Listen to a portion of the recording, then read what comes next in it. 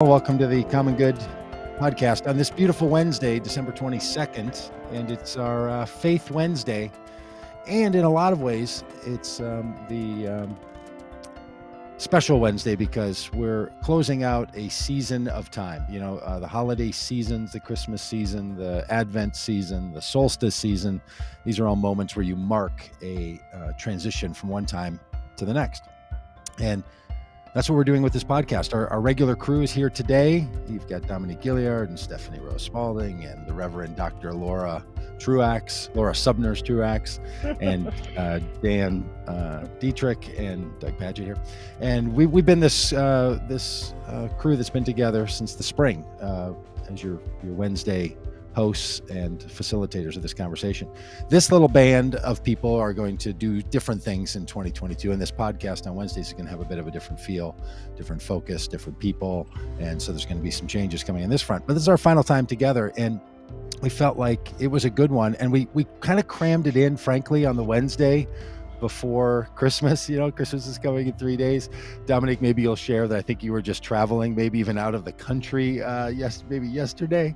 So we really wanted to get this one in because Advent has a particular feel to it. Advent, whether it's in the religious sense or in the larger cultural sense, Advent is this phrase that means, you know, the dawning of something, the arrival of something, that something new is coming. We use it in lots of ways, right? You use Advent to say, like, you know, the advent of the printing press, the beginning of the printing press, or the advent of the internet, or the advent of a vaccine. We use it in all kinds of other ways. And in religious terms, it's sort of the narrative that tells you something is about to begin, something is about to happen. And, you know, not to delve into 1990s emo rock music, but you know, every beginning is some other beginning's end, right? So Yeah. so that just happens. That's just a real thing, and we are all about many things in this world, and this Wednesdays have been really great together. And so this seemed like a good time. We really wanted to talk together and talk with all of you. So if you're in the comments, we'd love to hear your Advent stories, where you find yourself. We're going to be making some shifts and changes in what are happening here, but we're going to stay engaged with all of you, because that's sort of the narrative of Advent, right? That whatever the new thing is, it's not the opposite of the old thing. It's the new hmm version of the hmm new thing. Right. So that's where we're going to find ourselves. We're going to talk a little bit about our relationship to Christmas, how we think about Christmas. For many of us, you know, we've been in professional religious work, which has a particular patina to it when you have to think about your religion and your occupation and your profession and your passions all Yeah. roiled up together. So we'll talk a little bit about that. Interested in your take on it as well. But hey, good to see all of you. And for our final time in this way, at least being together, it's a little bitter and sweet. It sure is.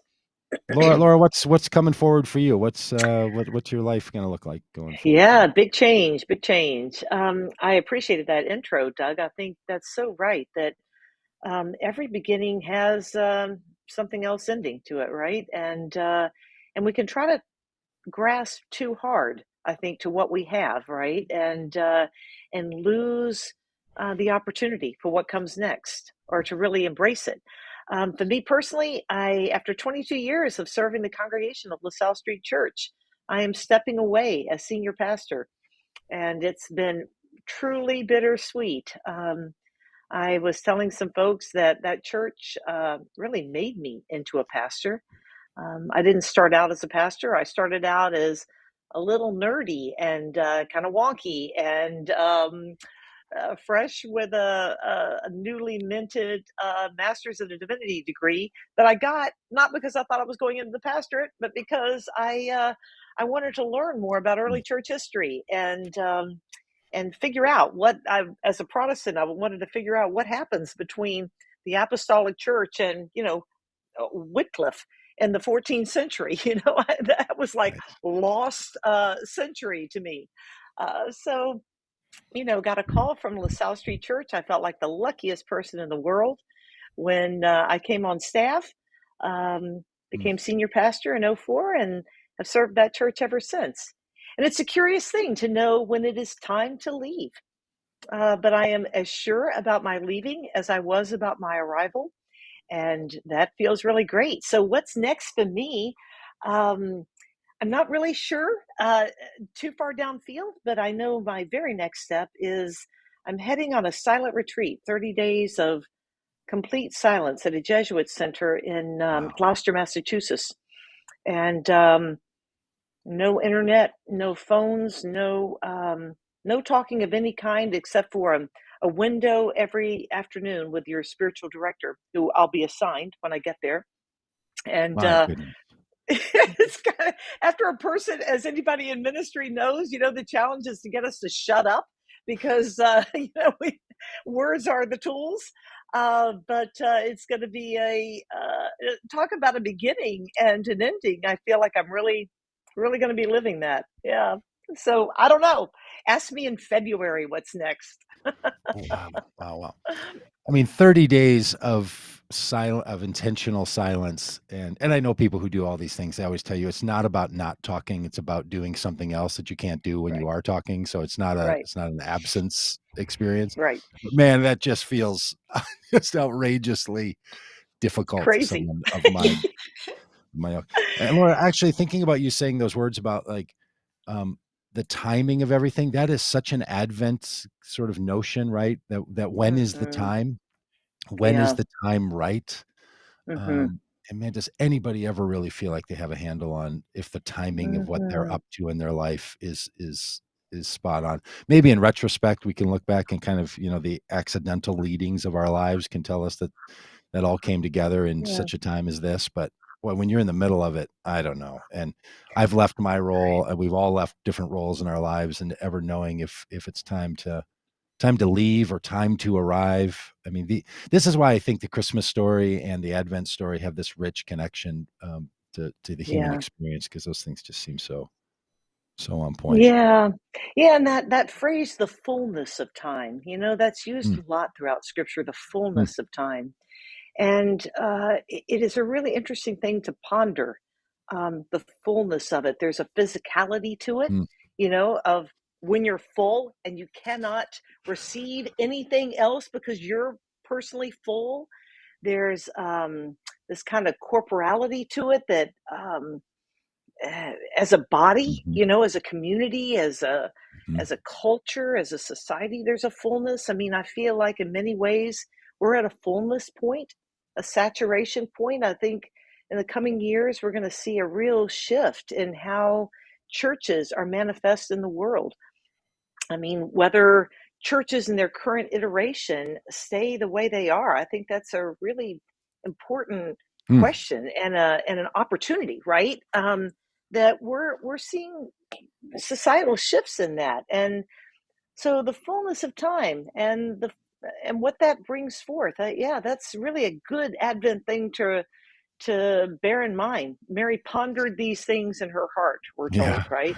that's right. And And and I think that there's a both and for my own faith journey. I think that there are moments when the urgency of now and the time is just Mm, like I feel the Holy Spirit saying like get up, move right this moment, and don't delay. Like there will be something lost or amiss if you don't move in this moment. And I've surely had those experiences, and even thinking of Advent and Mary, like immediately she got up and went to Elizabeth, right? And met Elizabeth at the right moment in her last trimester as Mary was entering into her first trimester. Like all mm, of those things aligned perfectly.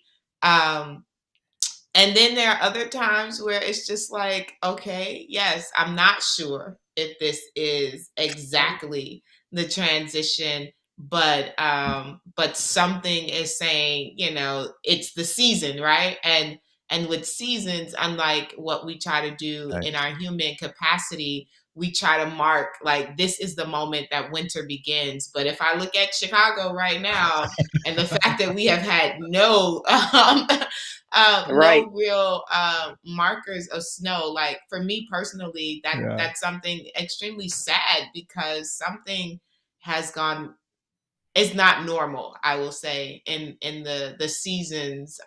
Mm, And seasons are lengthier, right? They the transition of seasons don't happen in an exact moment, even though by our calendar or our marking of the moon, we try to say this is the moment that winter begins at 9:38 p.m. Mhm, You know. mhm, yep. And so that feels unreal, in a lot of ways.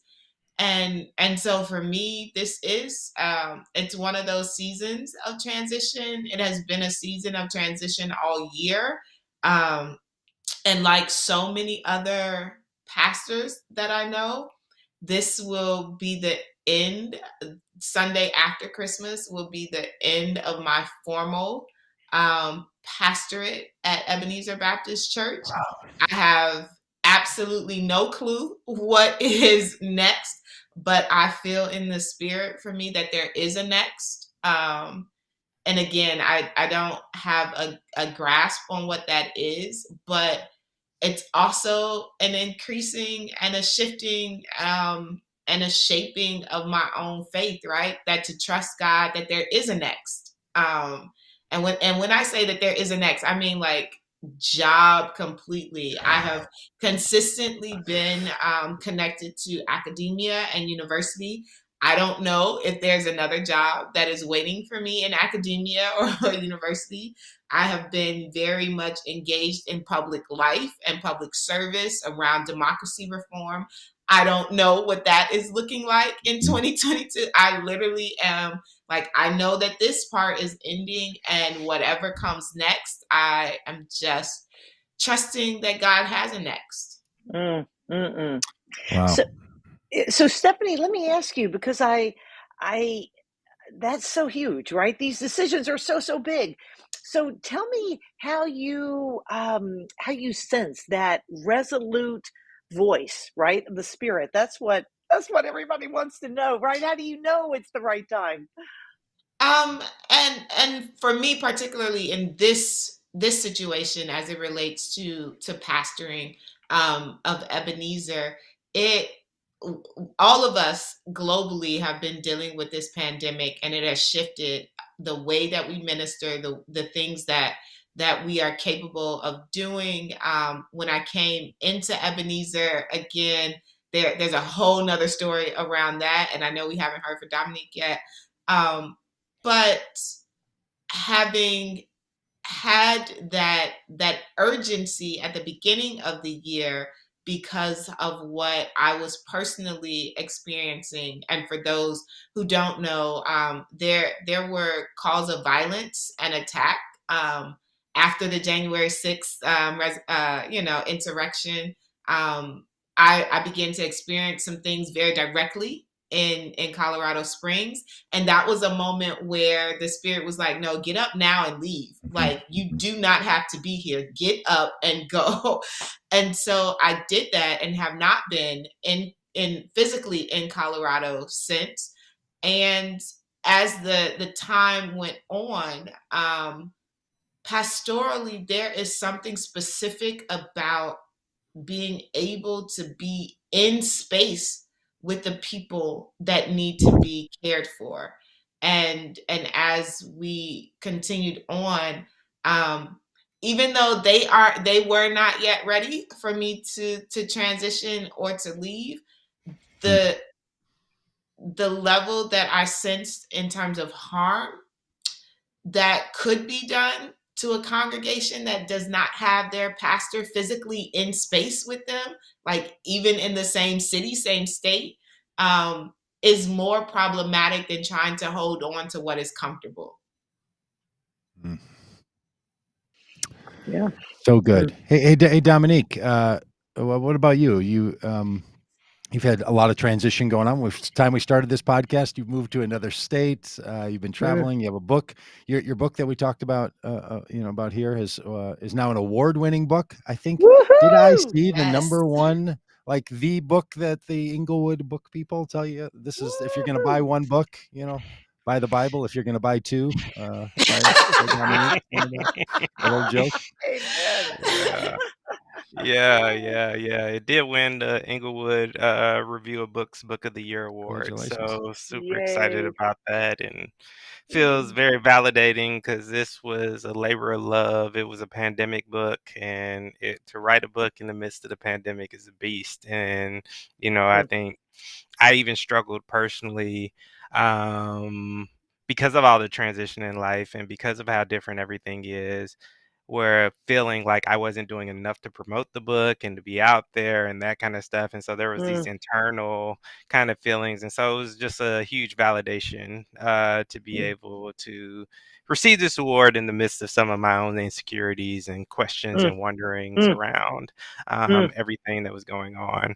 And for those of you who don't know, like, I love writing books, but the worst part about writing books is the self-promotion. It is so Yeah, exhausting. Like, if I ever stop writing, it is going to be in large part because of that.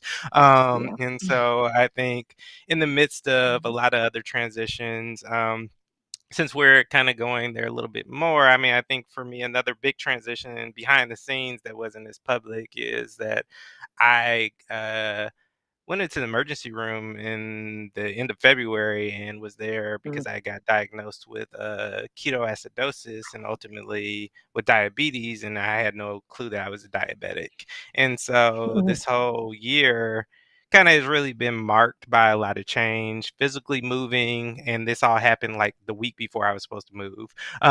So mm, like medically trying to figure out what does it mean to care for myself, what does it mean to prioritize my health and well-being in the midst of trying to live missionally for the purpose that I believe that has been placed upon my life. How do you figure out how to do the work well, but also set boundaries and say no so that you can actually mm, have your health to be able to do the work? Because if you drive yourself into the ground, you can't do the work either. Um, mhm, I think there's been a lot of kind of that discernment for me during this season, during this period. And so I'm not making the huge transitions that both Stephanie and Laura have. I think I am definitely transitioned in vocationally into like how I think about what I say yes to and what really is kind of the appropriate thing to invest myself and my time into and to give myself to um, in this season. The book has been really, it's been a great kind of response to it, and I've been really excited about it. One of the new opportunities that I'm being invited into, I'm gonna get a chance to go speak internationally for the first time. So, the end of mm. January, I'm going out to Paris, and I'll be talking about the book at a couple Yay. different venues there, and so that'll be really cool and restorative and life giving. Um, so just really excited about some of that. The changes and the transitions are real. They're hard and informed part of why, at this point, kind of stepping back from this is the right thing for me. Mhm, And some of mhm, those kind of conversations. When we talk about Advent, though, I think the other thing for me that I just want to add into the conversation, I also think about Advent as a season of longing and like Yeah, what are we longing for, mm, what are we longing to see shift and change and transformed and transition. yeah, And there's a lot of longings in the world right now. yeah, yeah. And there's a lot of us who are waiting for things to be as they should be because they are not. Right. And so I think about that socially, I think about that politically, I think about that theologically within our religious lives together as we talk about the shifting and evolution of church.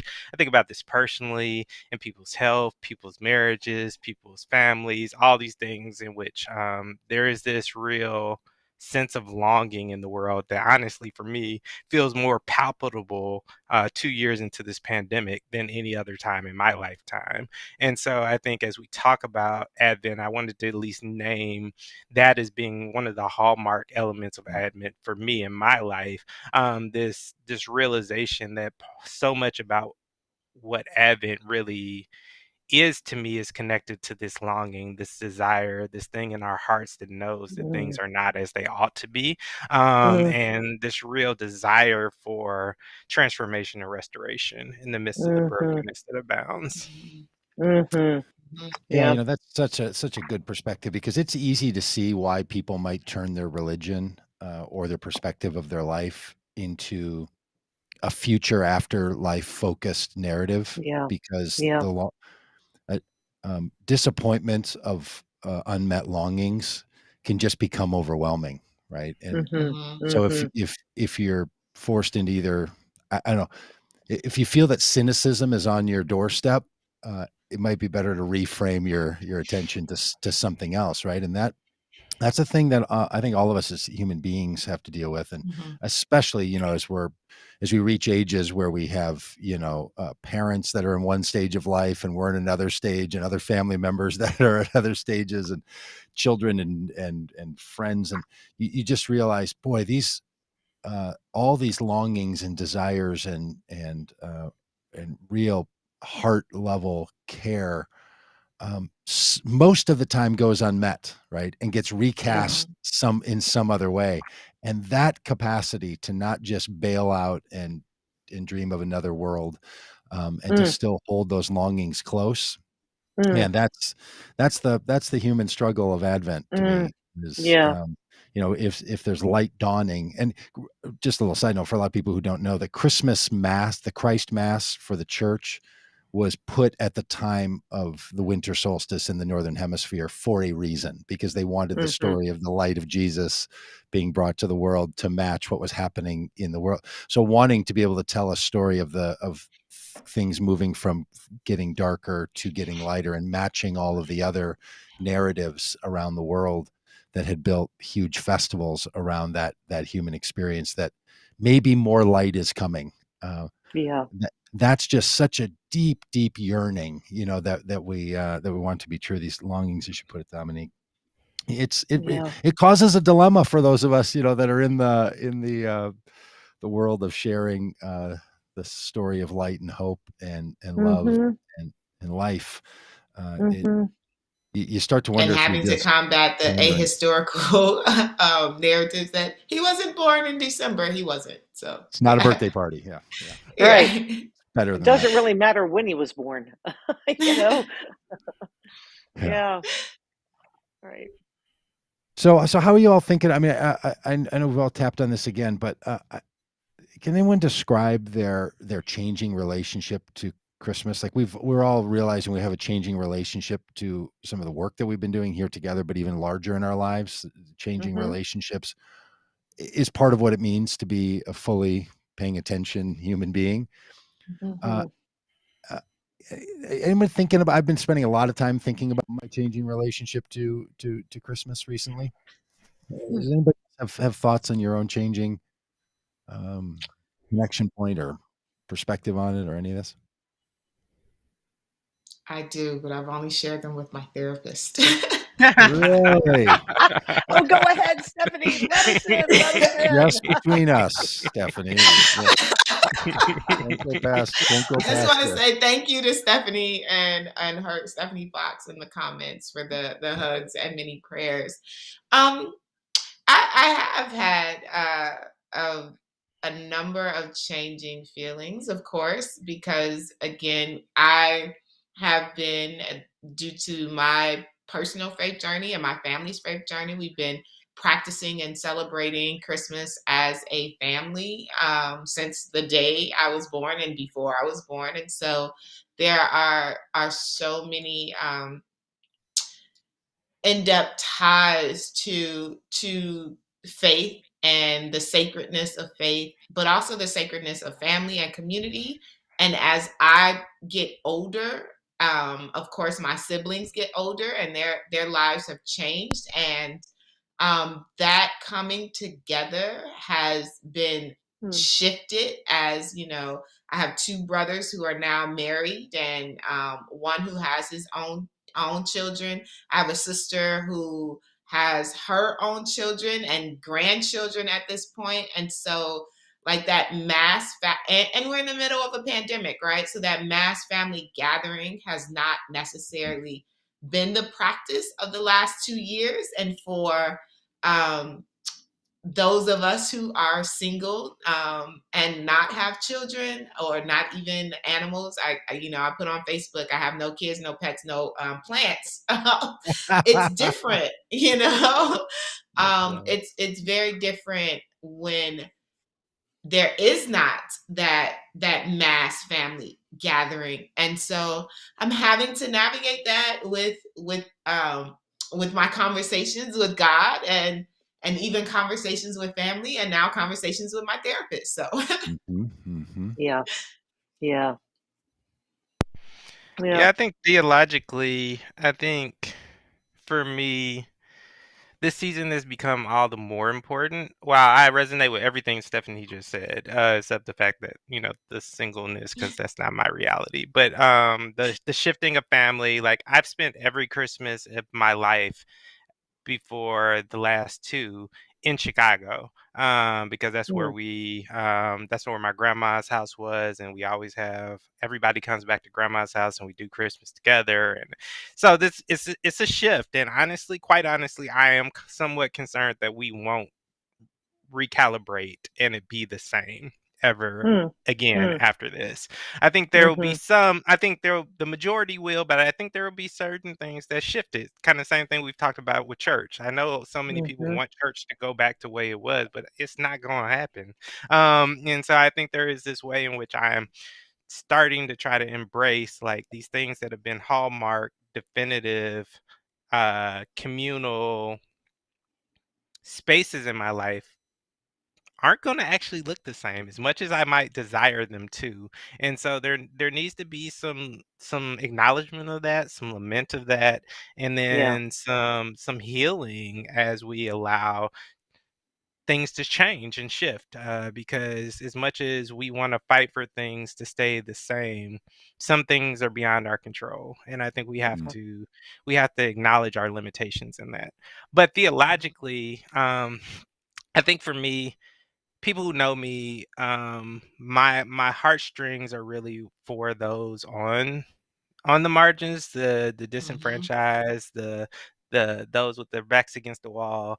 And I think for me, as I've really pressed into my faith journey and really tried to intentionally be proximate and in relationship with my sisters and brothers who fall into these various categories of the disinherited, uh, the theological conviction and revelation and truth of the incarnation and the fact that Christ is with us has become that much more important, because at the end of the day, like as I go through my own life struggles, as other people go through their life struggles, if you don't really believe that Christ is with us and that he Jesus is Yeah. Emmanuel and that we don't have to do this alone, like, I don't know what helps get you through. Because for Mhm. me, like, Mhm. that's the game changer.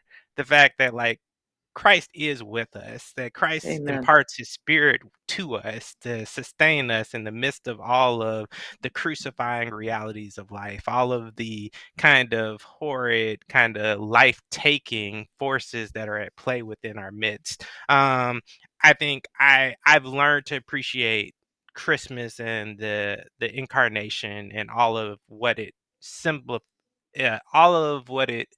kind of is supposed to represent within our faith journey that much more. So mm, while yeah, I think my relationship with Christmas as a whole, particularly as I'm becoming more acutely aware of the impacts of the way capitalism is expressed in our country and all that kind of stuff, and how that really is so much more about what some people gather for than family and love and all these mm, other things. That definitely tarnishes my my Christmas spirit and puts me in more of the Scrooge mentality. But I am very much appreciative theologically of what this actually time means and represents, and this has actually increased my desire to press into the Christmas season in a way that honestly I'd say since the pandemic it's just been intensifying and intensifying, and I think the Right. longer it goes it's going to continue to intensify.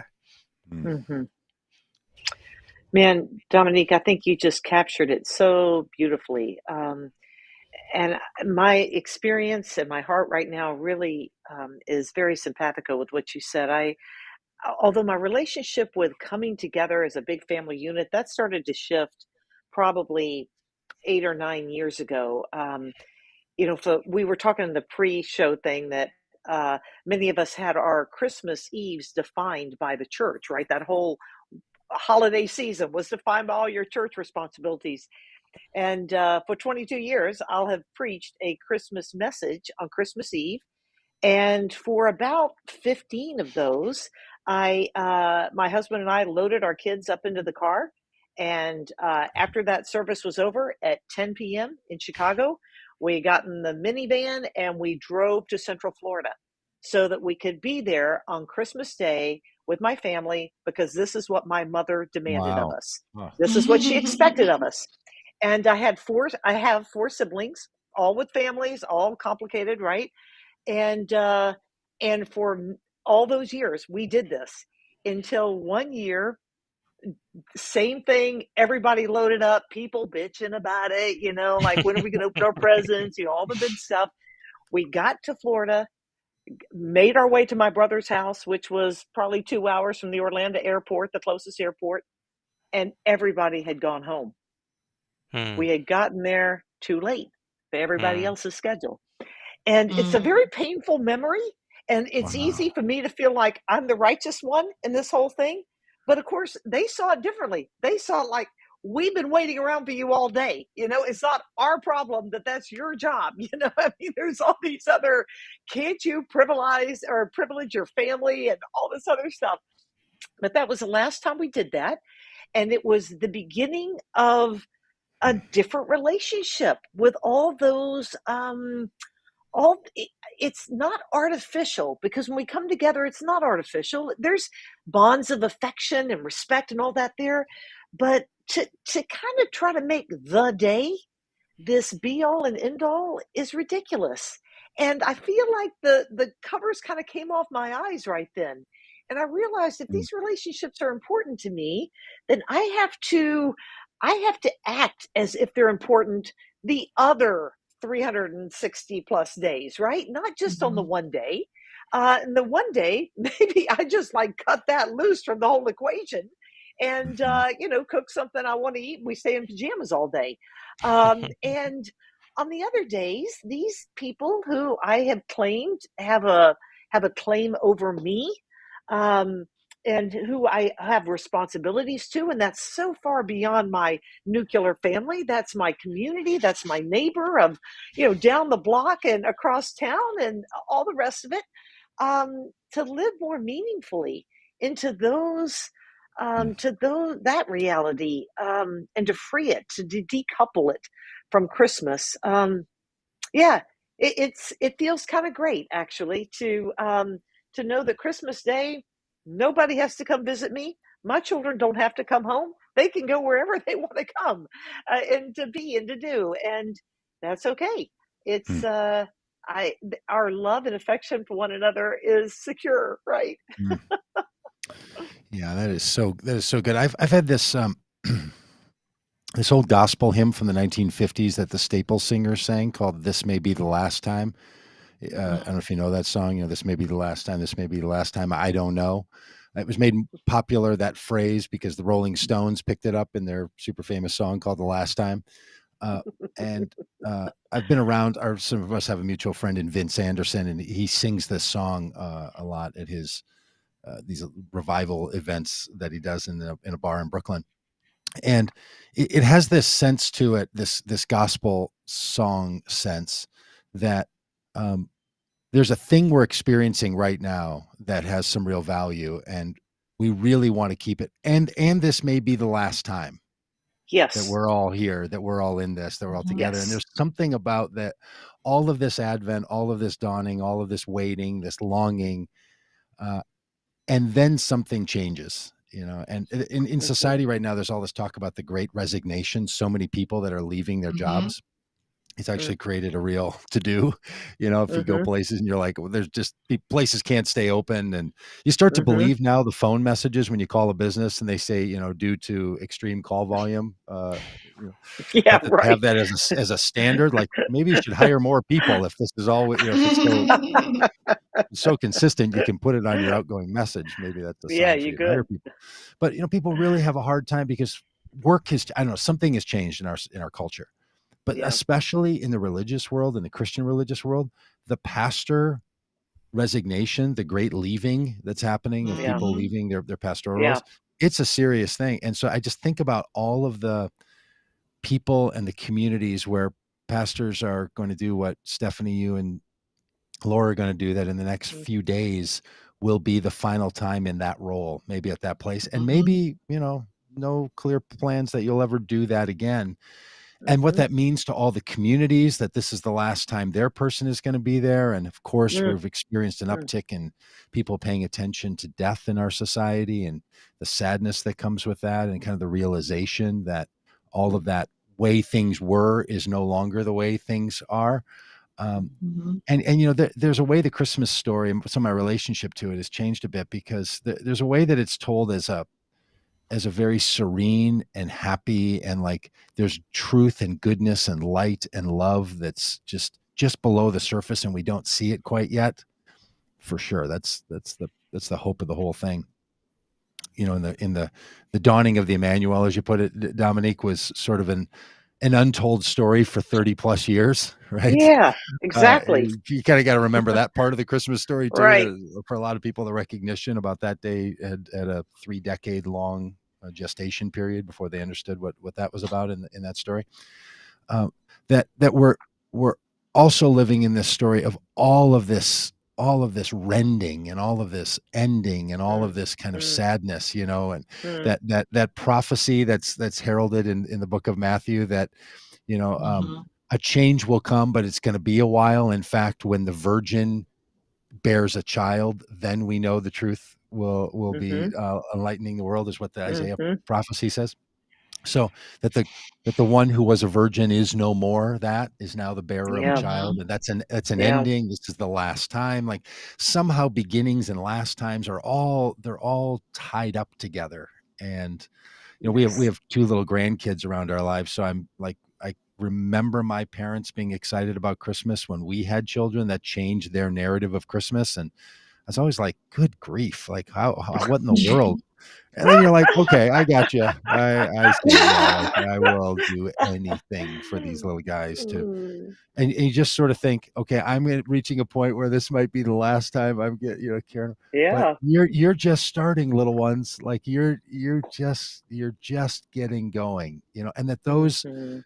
those collide together in these family mashups, Yeah. of the That's right. of the That's I was right. a couple of friends that were talking about, they're I don't know, their kids are a little older, than should be still believing in Santa Claus, that whole thing. And they're like, Mhm. I think we've reached the point we gotta break it to them. Like, I think they know, but they don't want to admit that they know. And like, I think we're lying to them at this point. Like, what do we do? And Yeah. that space between the first time and the last time, that is Yeah. just that's the pregnant moment. It seems to me that Yeah. that is That's is right. so rich with this Christmas stuff. Yeah. Mhm. Yeah. That's so right. All right, what about the war You on Christmas? You guys think we got a war on Christmas? Let's oh, let's get right please. to it. Yeah. Just kidding. I am just kidding. We're not going to give that any fuel.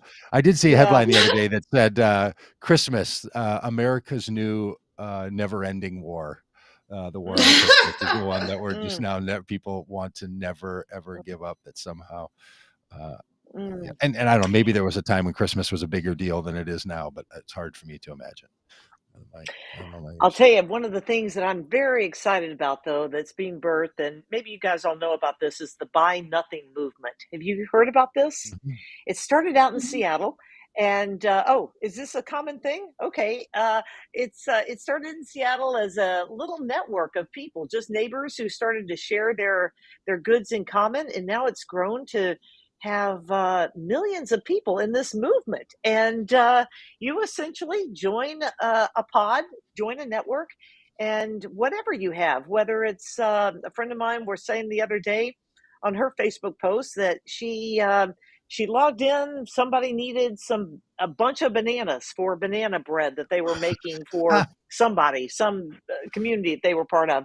And she said, I had entire things of bananas, bunches of bananas in my freezer that taunted me every time I opened the freezer door, because that's what you do. FYI, if any listeners wonder, what do you do with rotten bananas? You throw them in the freezer and then you Oh, take them out and you use them for banana bread and smoothies and everything else. So she responds to this need. Hey, I got bananas. I'm happy to get them out of my freezer. And 30 minutes later, the deal is done. Banana bread is made. No purchasing of outside ingredients required. And it goes on and on, from your kids' toys to your little used appliances. Just it's mhm, this remarkable new kind of acts three sharing of things in mhm, common that I'm excited about it. I'm now part of a network here, and it's just easy and great. So a new beginning of sorts. mm, mm. Interesting. Yeah, Yeah, I'm in one of those groups here in the city that I live in, and it got so big, I had to split into another one. So now I have to go. That group was archived on Facebook, which I don't really understand what that means. But then I uh, have to go join another group, and do and it, I do find it. myself, this classic 55-year-old man stuff, I guess. But like, oh my gosh, the level of work there is to have to go on and log on and respond to Mm, messages and set up a time for somebody. And yeah, it's like yeah. So it's we've got to funny make that work. how fast your tolerance, like, let's just go drop it off at Ark Value Village and just be done with all the stuff loaded in the back of the car and kind of give it all Yeah, away. yeah, It is that there is a need, and look, the Christmas season is the big buying season and all of that, yeah. and it really does implicate uh, uh, this whole kit and caboodle, doesn't it? Hmm. Yeah, I think it interrogates it Yeah, for us, right? Hmm. absolutely. And we wonder, to what degree are we really structurally trying to dismantle this system called capitalism, and the way that we engage in these structures. And so, even bringing it back to this Advent and this Christmas season, one thing that I am excited to be a part of is to stand in solidarity with the King family, as we call forth in the new year. Um, the time honored, quote unquote, celebration of the legacy of Dr. King. But we have a system, we have a structure where voting rights have not been protected, right? That Yeah, that's good. legislation across the country, 400 different pieces of legislation across the country to limit access to the ballot for millions of Americans have taken place in the last year, and Congress hasn't been able to move on anything. And so I am, again, excited to be in the space with communities and coalitions of people who are calling it out and calling folks in and interrogating, like, what is the spirit of what we're doing, right? That you want to honor the sacrifice that King has made in his life, but today you're literally working to dismantle and destroy everything that he thought was sacred, like from faith and in community, from faith in justice, from faith in equity, all the way down to just emptiness and a vacuum of words, right? Politicians that want to stand in congregations every 2 to 4 years and make empty promises for a democracy that isn't working. Hmm. Yeah, Yep. Stephanie, that's so insightful because what you see in what's happened with King and how since even 1984, which I think is about the time when the national holiday was fully Hmm. recognized. I think that's right. Hmm. Um, and streets are named after King, and it's just he is much more universally accepted, almost nearly universally in the United States. But people who follow, like the teachings of King, say sometimes honoring the name is really used to then not have to follow the teaching. Hmm. Mm. Well, if that's true of King, there's a lot of people who are like, Hmm. he's not the only one. Like, think about the Right. Christmas story for a minute. You can get together and do all your Jesus Christ Christmas, stuff.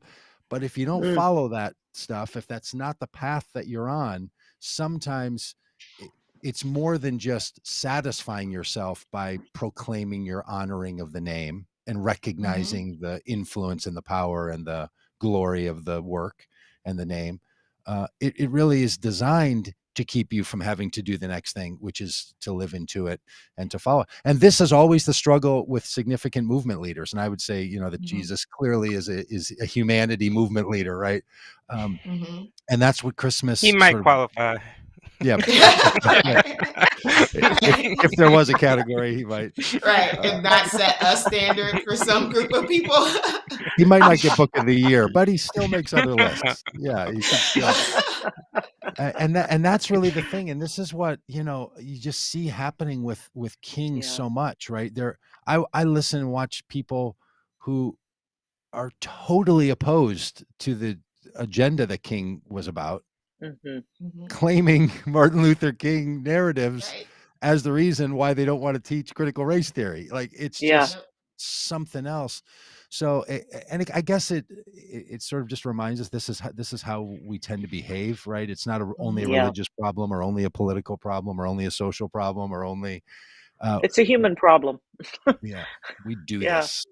Yeah. And then Hmm. there's this kind of inevitability of it that I think we accept that we don't need to accept. So kind of going back to Mm. what you were talking about, Stephanie, I just saw my son this week. They had last week they had Secret Santa thing to kind of close out the semester. So I have a younger son, younger than everybody else on the call.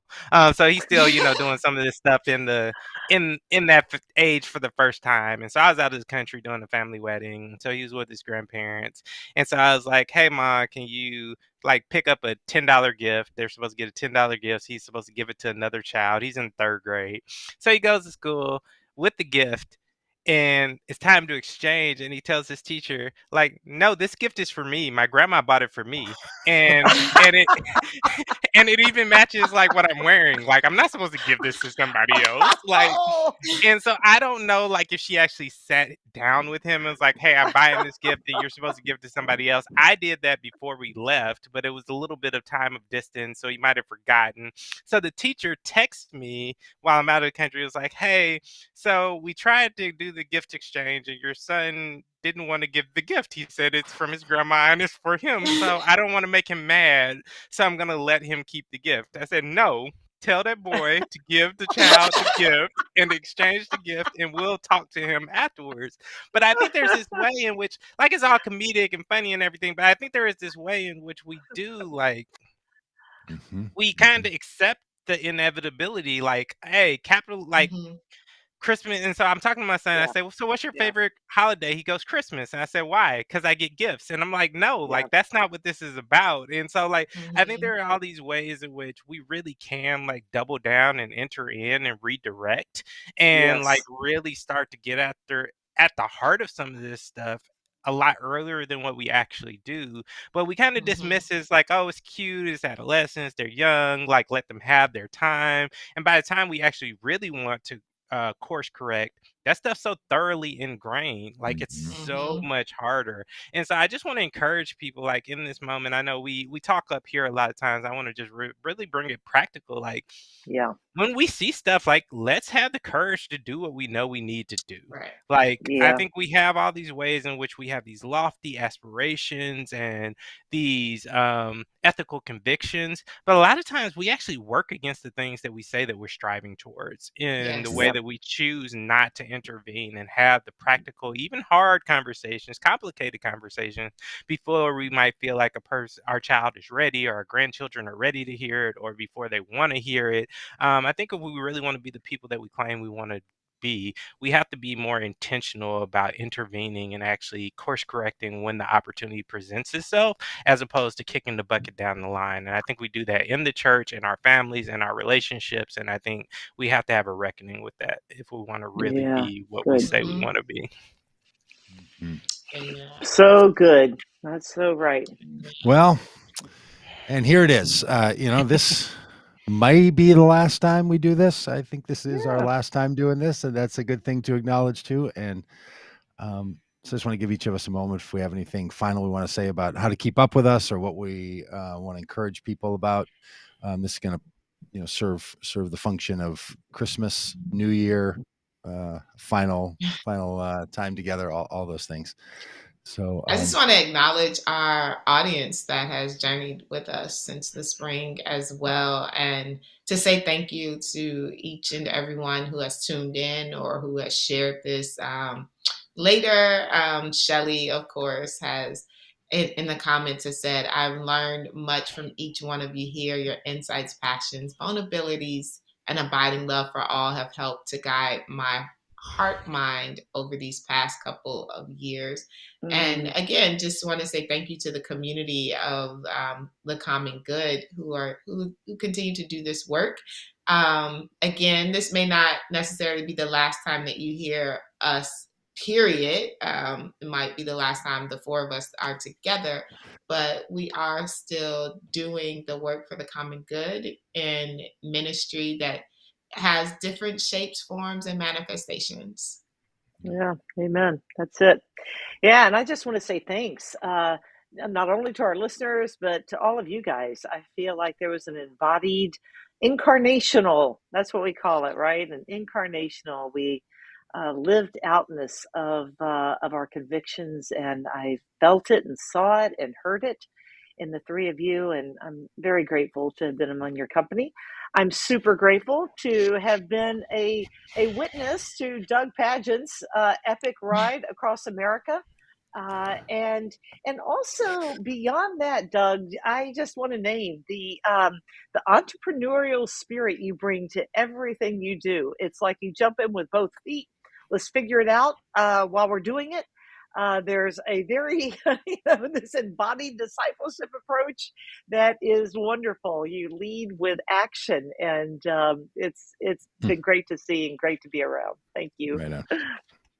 Yeah, and I think, I definitely want to double down on all that's been said, particularly what Stephanie said about our audience and folks who've been journeying with us. But also, I just want to say, like, we went from a group of four people who didn't know each other to folks who have really become, connected and be able to have some real honest, thought-provoking, challenging, spurring one another on kind of conversations. And so I just look at the beauty of how this community of the four of us has kind of emerged and evolved, and I'm really Mhm. grateful for that as well.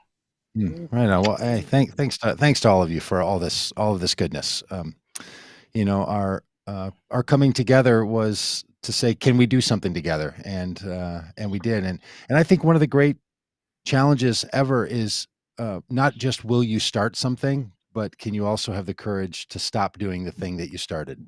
It's Mhm. actually Mhm. one of the things that makes people not want to start something is they don't know what to do Yep. then. The real the real holdup. Um, a fri I don't lead in a church in the same way. And a friend asked the other day, said, "Do you ever think about starting something, starting another church?" And I said, "Oh, no, I have no interest in starting one. Interested in making something with a bunch of people." And I don't know Mhm. what I meant by the difference between starting Mm, something and making something, but for me, mm, somewhere there's a difference. And what we made here is good and is right. Um, mhm. but there will be podcasts on Wednesdays, and we'll be faith focused. The podcasts on Wednesdays. The Reverend Dr. Stephanie Rose Spalding and the Reverend Dr. Laura Sumner's Truax and best-selling author and award-winning activist Dominic Gillard will be part of that. We may or may not be all on the screen at the same time, but these things we're going to make other things in these very same spaces. Mhm. Mm, If people are listeners to this podcast, they know that a couple weeks ago I watched the Beatles documentary and can't stop thinking about it nor talking about it.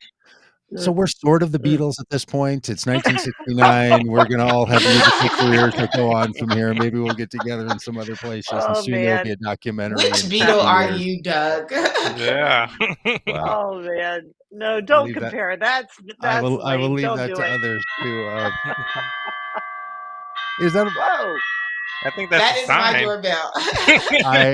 It is exactly Wow. at 1 hour of, it's exactly 10 o'clock Central Time, and that's for whom does the bell tolleth? It tolleth for us. Yes. So, There you That's go. hey, it. love to all of you, hope, light, goodness, and we're taking the rest of the week off the podcast, so nothing tomorrow or Friday.